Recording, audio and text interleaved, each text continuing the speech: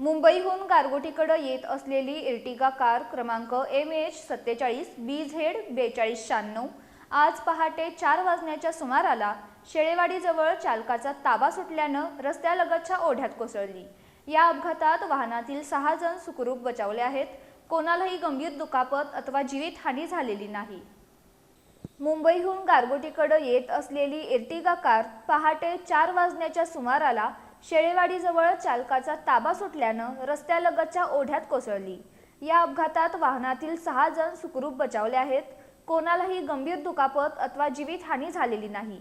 या घटनेची माहिती प्रकाश आंबेडकर, आरोग्यमंत्री तथा कोल्हापूर जिल्ह्याचे पालकमंत्री यांनी स्वतः संबंधित यंत्रणांना दिल्यानंतर तातडीनं मदत कार्य सुरू करण्यात आलं।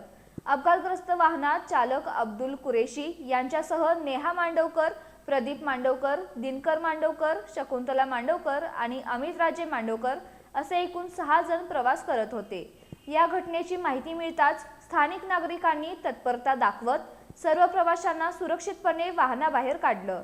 त्यानंतर जिल्हा आपत्ती व्यवस्थापन पथक, पोलीस प्रशासन आणि सार्वजनिक बांधकाम विभाग यांच्या संयुक्त प्रयत्नातून क्रेनच्या सहाय्याने अपघातग्रस्त वाहन ओढ्यातून बाहेर काढण्यात आलं।